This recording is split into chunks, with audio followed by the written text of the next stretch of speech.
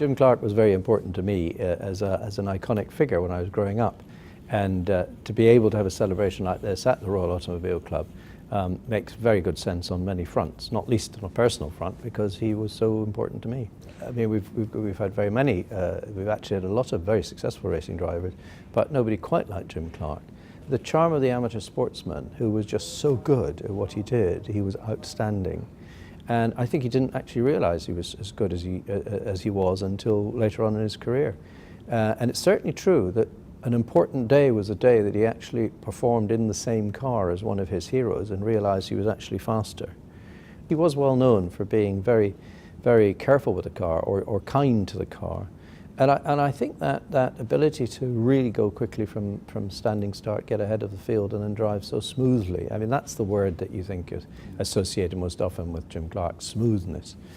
And the cars that he drove, the Grand Prix cars of the time that he drove, were relatively underpowered, and they needed somebody of great sophisticated touch to get the best out of them. He's a genuine hero. I mean, at the age of 7 or 8, I saw him drive Ian Scott Watson's Porsche in shirt sleeves. I saw him in his TR3 at the Rest of the Thankful Hill Climb, because my father was in the motor trade in Scotland, and we went to all of these events. And here was this Jim Clark. He was obviously good.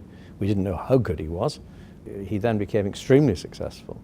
And when I was doing my apprenticeship, I mean, I was doing an apprenticeship in the industry when he died, and I remember very clearly growing up that day, because it was the day that made me realize that even great people have fragility.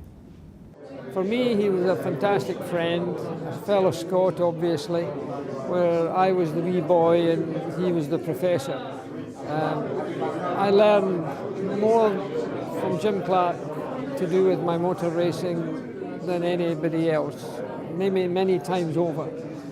He was a wonderful driver, certainly the best racing driver I've ever raced against, and I always just say maybe Fangio might have been the biggest hero, but Jimmy was so smooth and clean, great driver, and a great friend.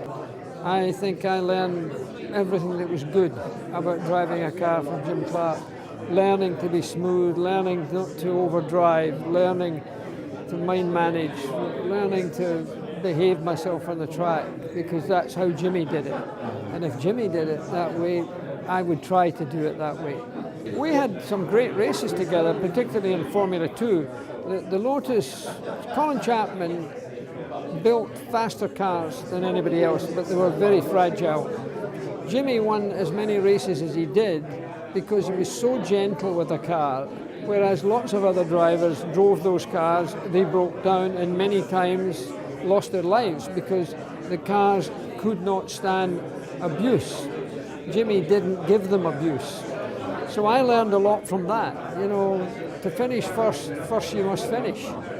And to do that, you've got to have a car that goes the distance. My sort of, I guess it's almost an infatuation with Jim Clark, because I have a room in my house that's full of Jim Clark memorabilia. And it all started because in 1993, I was driving for Paul Stewart Racing, and Jackie phoned me up and said, there's a dinner in Edinburgh, it's commemorating 25 years, Jim's passing, can you please come? So I went and I sat with some friends of his at a table, and I just thought, who is this man?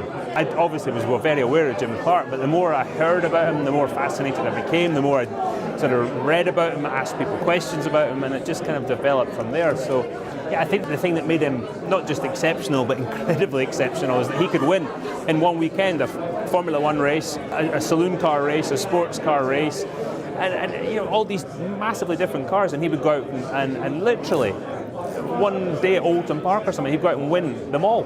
And then you say, go to Indianapolis, and on his first time there, was right up there challenging for the win. And that to me shows just an incredible talent. 6 years ago, I loved two drivers. One was Jim Clark, and the other one Dan Gurney. Jim Clark was very special, and he probably helped me to have passion for motorsport, because my dream, and I did not achieve it, was to do what he was doing. And in fact, it's probably the first chapter of my life.